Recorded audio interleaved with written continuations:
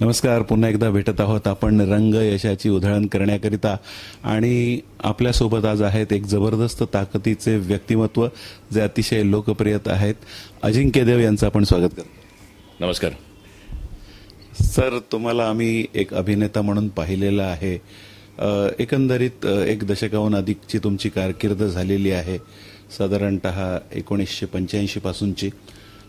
विशेष करून जो 1987 मधला तुमचा सर्जा जो होता, ज्याला राष्ट्रीय पारितोषिक मिळालं 35th नॅशनल फिल्म्स अवॉर्डमध्ये, तर या प्रवासाबद्दल सुरुवातीला अगोदर काय सांगाल? बरीच वर्ष झाली या इंडस्ट्रीमध्ये, आणि अर्थात या इंडस्ट्रीमध्ये मी स्वतःला नवीन समजतच नाही, कारण आईबाबांपासूनच आम्ही या इंडस्ट्रीमध्ये पाऊल ठेवलेलं आहे.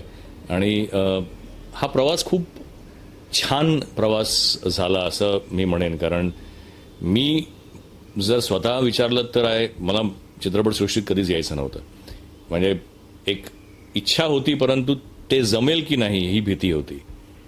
पण बाबांची मनापासूनची इच्छा होती की मी चित्रपटसृष्टीत यावं, आणि त्यांची ती इच्छा इतकी काय म्हणतात त्याला, इतकी स्ट्रॉंग होती की eventually he pulled me into it. आणि त्यांनी सर्जा बाबासाहेब पुरंदरेंकडे घडला, आणि अर्थात त्याच्यात बाबासाहेब पुरंदरेंना पण मी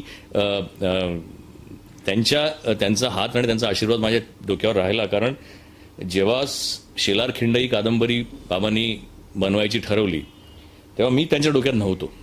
तेव्हा ते बाहेर मुलं शोधत होते, आणि आम्ही बाबासाहेबांना भेटायला गेलो होतो एकदा, आणि गप्पा मारताना बाबासाहेब म्हणाले की अरे, तुझ्याकडे सर्जा घरात असताना तू बाहेर कुठे शोधतोयस?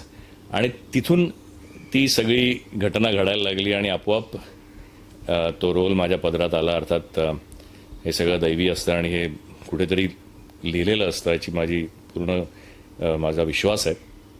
परंतु सर्जा घडला, त्याआधी अर्धांगी, आणि नंतर मग सुरू झाला हा प्रवास. इतकी वर्ष गेली. आता तुम्ही म्हटल्यानंतर परत एकदा असं वाटलं की हो, एक बरेच 10, 20, 25 वर्ष होऊन गेली, 30 वर्ष झाली. So it's been a long journey. पण तुम्ही म्हणालात हे सगळं दैवी असतं. मनुष्य जीवनच खरा दुर्लभ आहे, आणि नकळतपणे आपण यशाच्या मागे धावत असतो किंवा आपण यशस्वी असतोच. त्यामध्ये एक प्रसंग आहे सर्जामध्ये, जिथे तुमची माघारीण ढोल वाजवत असते, आणि तो शिखर तुम्ही चढत असता केवळ एक शिवाजी महाराजांची शाबासकी मिळवण्यासाठी. सो लाईफमध्ये ही यशाची नेमकी धडपड चालत असताना काही अशी टिपणं आहेत का की दिस इज द सक्सेस फॉर्म्युला? नाही, सक्सेससाठी कुठलाही फॉर्म्युला नाही आहे. मी अजूनही इतक्या वर्षानंतर आज 165 चित्रपट झाले, त्यात हिंदी झाले, मराठी झाले, तेलुगू झाला, इंग्लिश झाला, बऱ्याचशा भाषा पार पाडलेल्या आहेत. पण तरी मी अजून शोधतोच आहे तो काय फॉर्म्युला असतो सक्सेसचा. मला वाटतं सक्सेसचा काही फॉर्म्युला नाही आहे. तुम्हाला स्वतःच्या मनात जेव्हा तुम्ही आरशात बघता, तेव्हा what do you feel about your self, आणि तुम्हाला जिथे असं वाटतं की येस, मी सक्सेसफुल फार नसलो तरी मी जे काही काम केलेलं आहे त्याच्यातून बऱ्याच लोकांना आनंद दिला, आणि आजही बाहेर पडल्यानंतर बरीच लोक उत्सुक असतात मला भेटायला आणि बघायला. हा माझा सक्सेसचा रेशो आहे. ह्याच्यात मी जर सुखी असेन आणि आनंदी असेन तर आय एम व्हेरी सॅटिस्फाईड. आणि सॅटिस्फॅक्शन हे प्रत्येक कलाकाराचं कुठे ना कुठेतरी असं वाटतं असं की अरे, आपण अजूनही चांगलं करू शकलो असतो, हे हवं आहे. परंतु तेच जर तुम्ही कायम ठेवलं तर तुम्ही कधीच संतुष्ट राहणार नाही आयुष्यात. तेव्हा कुठेतरी तुम्हाला ही जाणीव येणं आवश्यक आहे की येस, आता आईवडिलांचे आशीर्वाद माझ्या पाठीशी आहेत, मी चांगलं काम केलेलं आहे, खूप सुंदर केलं नसेल कदाचित, परंतु चांगलं केलंय. I am happy and I can see it on the faces of my audience. So that is my success. आणि मला वाटतं प्रत्येकाला कुठेतरी एक बांध घालणं आवश्यक असतं, नाही तर it's a never ending process. आणि sometimes you have to be very happy in life की बाबा चला, आज 165 चित्रपट झाले, लोकांनाही आवडत आहे. लोक आजही माझ्यासाठी म्हणजे माझे चित्रपट आले की त्यांना उत्कंठा असते बघण्याची. I feel I am successful. Enjoying the process हा तुमचा नकळतपणे एक मार्गदर्शनाचा भाग आहे. Enjoy the process. कारण ही जर्नी, सी इट्स त्याला डेस्टिनेशन नसतं काहीच. You have to enjoy the journey. कारण एका पॉईंटपासून निघाल्यानंतर दुसऱ्या पॉईंटला कुठेतरी तुम्ही पोहोचणार आहात, परंतु त्या प्रवासामध्ये तुम्ही कितपत आनंदी राहू शकता, किती लोकांना आनंदी करू शकता, आणि किती आशीर्वाद मिळवू शकता, दॅट इज सक्सेस. मी इथून निघालो आणि एव्हरेस्टचं टॉप गाठलं is not a achievement, it is an achievement. परंतु त्या प्रोसेसमध्ये जर माझे काही सहकलाकार सहमित्र असतील आणि त्यांना माझी गरज पडताना मी 4 पावलं खाली आलो तरी सुद्धा मी सक्सेसफुल आहे. And I believe that is a bigger success. काही लोकांना मार्गदर्शन मिळवावं लागतं, पण तुमच्या आई वडिलांच्या माध्यमातून त्यांनी जे डेडिकेशन या फील्डसाठी केलेलं, कोणत्या अशा रेडीमेड टिप्स तुम्हाला मिळाले तुमच्या आई वडिलांच्या ऑब्झर्वेशनमधून?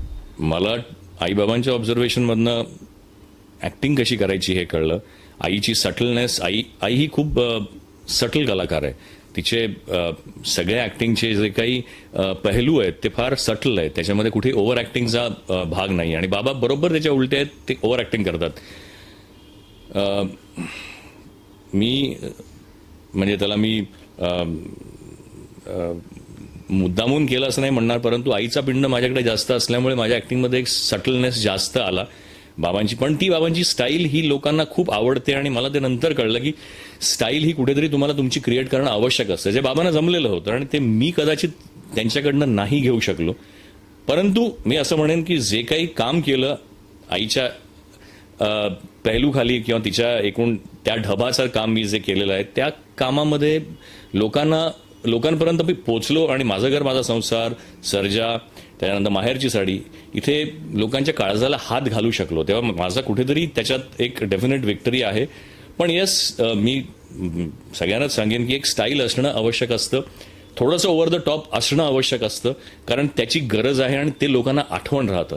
तेव्हा कलाकाराला कुठेतरी थोडंसं ओव्हर द टॉप असायला पाहिजे, तरच कुठली तरी एक लकब राहते अशी की समोरचा माणूस तुम्हाला इमिटेट करू शकतो. आणि नाहीतर अरे अजिंक्य देवच्याबद्दल आपण कसं काय इमिट करेल, ओके फाईन, माझा आवाज, माझी स्टाईल, माझं काहीतरी आहे, परंतु लकब एक निर्माण करणं आवश्यक असतं. ती मी कदाचित नसेल केली, परंतु आय एम व्हेरी हॅपी. कळत नकळतपणे तुम्ही एक विजनरी आहात, तुमच्या बॉडी लँग्वेजमधून दिसतं. आणि स्वतःची आयडेंटिटी आणि स्टाईल निर्माण करणं हे गरजेचं आहे. प्रभात आणि आपलं आता प्रोडक्शन जे चालू आहे चित्रपट निर्मितीचं, रमेश देव प्रोडक्शन, आता तुमचं विजन काय, ह्याच्या पुढचा प्रवास काय असणार? बराच मोठा प्रवास आहे, बराच मोठा पल्ला गाठायचा आहे अजून. जिथे पोहोचलोय तिथे वेळ लागला, परंतु जे काही काम केलं ते लोकांना आठवत आहे. आणि माझी खात्री आहे की आता 24चे 2 सीझन्स आम्ही आमच्या प्रोडक्शन खाली केले अनिल कपूर साहेबांबरोबर, आणि लोकांना ते प्रचंड आवडलेले आहेत. तमन्ना नावाचा माझा एक शो आता स्टार प्लसवर येऊन गेला आणि तोही लोकांना खूप आवडला आहे. आत्ता मी 2 शोज करतोय मोठ्या चॅनल्ससाठी, त्याची आता सगळी प्रक्रिया चालू आहे. एक मोठा शो कदाचित ऐतिहासिक पट असेल, तो ऐतिहासिक शो आहे ज्याचा आत्ता पहिला एपिसोड शूटही झालेला आहे. तो लवकरच माझी अपेक्षा आहे की तो होऊन एअरवर यावा. पिक्चर्सचे स्टोरीजवर काम चालू आहे आणि 2 मोठे आउट ऑफ इंडियाचे शोज आहेत ज्यांची राईट्स मी घेऊ इच्छितो आहे, आणि ते जर मिळाले तर तेही मग निर्माण करायची इच्छा आहे. तेव्हा बरंच काही आहे. आता इन्सिडेंटली माझा मुलगाही याच्यात येतोय, तेव्हा बाबांची आमची 3री generation is stepping in to the same line. त्यांनी त्याचा कॅनडाचा सगळा प्रवास संपवला आणि तो आता इथे आलाय. त्यांनी आता जी एक फिल्म केली त्याला इंग्लंडमध्ये अवॉर्ड मिळाले, त्याला रेड कार्पेट आहे, तो चाललाय तिथे. सो आहे विजन खूप, आशीर्वाद आहेत आणि ते घेऊनच पुढे जायचं आहे. सर, ते शेवटी हा प्रवास झालेला असताना जे नवीन होतकरू कलाकार आहेत, ज्यांना अभिनयाच्या क्षेत्रामध्ये पुढे यायचं आहे, तुमच्याकडे असलेलं जबरदस्त व्यक्तिमत्व, अभिनयाचा वारसा आणि सगळ्यात महत्त्वाचं म्हणजे जबरदस्त आवाज, कोणत्या अशा खूबी असायला पाहिजेत एक सक्षम अभिनेता होण्यासाठी? सर्वात मोठी आणि एकमेव खूबी असली पाहिजे ही की फोकस आणि डेडिकेशन. मला काय हवंय हे तुम्हाला नीट आणि निश्चित रूपे माहिती हवंय, आणि मग ते मिळवण्यासाठी कुठल्याही लेवलपर्यंतचे परिश्रम करायची तुमची तयारी हवी, मानसिक आणि शारीरिक. त्याच्यामध्ये प्रलोभनं खूप येतात, त्या प्रलोभनांपासून तुम्ही कसे स्वतःला दूर ठेवता आणि तुम्ही तुमच्या डेस्टिनेशनपर्यंत म्हणणार नाही मी, तुमच्या जे तुम्ही ठरवलेलं आहे गाठायचं त्या तिथपर्यंत जाईपर्यंत तुम्ही तेवढी ताकद तुमच्यामध्ये कशी जाऊन ठेवता. मी माझ्या बाबांना बघतो आजही त्यांचं वय ही इज 89 कंप्लीट होतील, आता 90 लागेल त्यांना. आजही त्यांची तेवढीच मनस्वी इच्छा असते. चित्रपटात कुठलंही काम करायचं झालं तरी मी त्यांना पाहिलेलं आहे, अजूनही घरी रिहर्सल करतात, अजूनही ऑडिशन्सला जातात.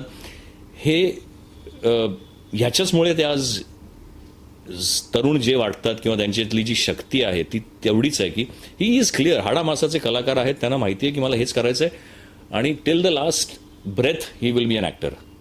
आणि आय ब्लेस हिम आणि आय प्रे. मी देवाच्या चरणी माझी एवढीच इच्छा आहे की he should be like this only through out his life. कारण ती जी एक एनर्जी असते ती तुम्हाला कुठेही घेऊन जाऊ शकते आणि तेवढी तुमची जर मनस्वी इच्छा असेल आणि तुमच्यात जर तेवढी जिद्द असेल की मला हे करायचंच आहे, then I think then sky is the limit. आणि ते जर आजच्या कलाकारांमध्ये तेच कुठेतरी कमी पडतं.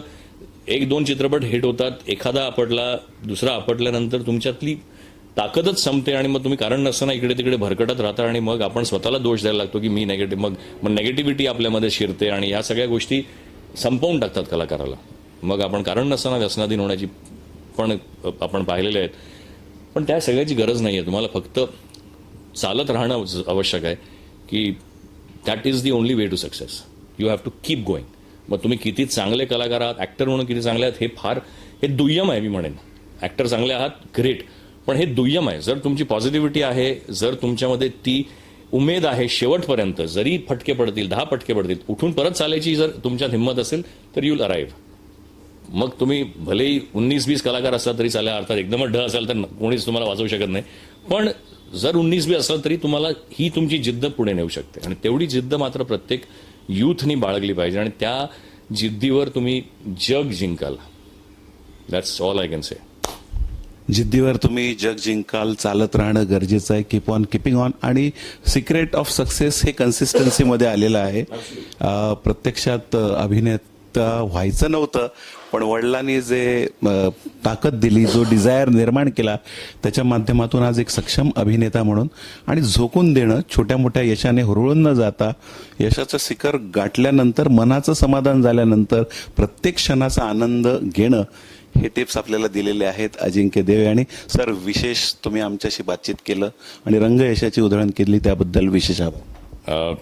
थँक्यू. तुम्ही मला इथे आज चान्स दिला तिथे बोलायचं, तेव्हा मी तुम्हा सगळ्यांचे आभार मानतो की तुम्ही आमच्या कुटुंबावर इतकं प्रेम केलं. आता ते जनरेशन टू जनरेशन आमच्याकडे आलेलं आहे. पुढच्या जनरेशनला आम्ही सोपवून देणार आणि ते तुमची तशी सेवा करत राहतील अशी इच्छा आहे.